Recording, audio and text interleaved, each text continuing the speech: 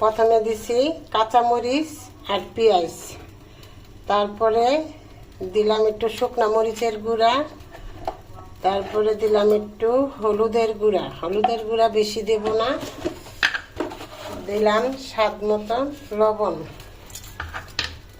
তারপর দিলাম ধনিয়ার গুঁড়া, একটু জিরা বাটা দিলাম আর গরম মশলার গুঁড়া দিছি। এখন এটা মিক্সার করে নেব। ফ্রাই প্যানে তেল দিয়ে দিলাম, বেশি একটু দিলাম। এখন একে একে সব বুড়াগিনি তেলে দিয়ে দিব। আমার ছেলে ডালের বড়া হইলে, ডালের বড়া আমারও খুব পছন্দ, আমার বাচ্চাদেরও পছন্দ, প্রায় আমি এদিক করি। মাছ না খাইলে ডালের বড়া বানাই দেই, বাস এগুলা খেলেই হয়ে যায়। বড়া এক পিঠ দেখি কিরকম হয়েছে, মোটামুটি হয়ে আসছে। বড়াটা উল্টে দিই।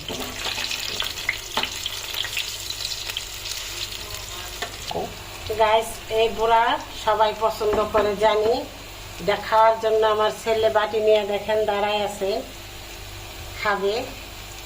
গরম গরম মশমশা ডালের বড়া। গাইস, এই দেখেন আমার ছেলে বাটি নিয়ে দাঁড়ায় আছে, দেওয়া লাগবে। আগে দুইটা ওকে দিয়া নেই, তারপরে ভাজা হয়ে গেছে। এখন সম্পূর্ণ বড়াটি উঠাবো। কে কে এগুলো খেতে পছন্দ করেন কমেন্ট করে জানাবেন। ভালো লাগলে লাইক কমেন্ট শেয়ার করবেন প্লিজ।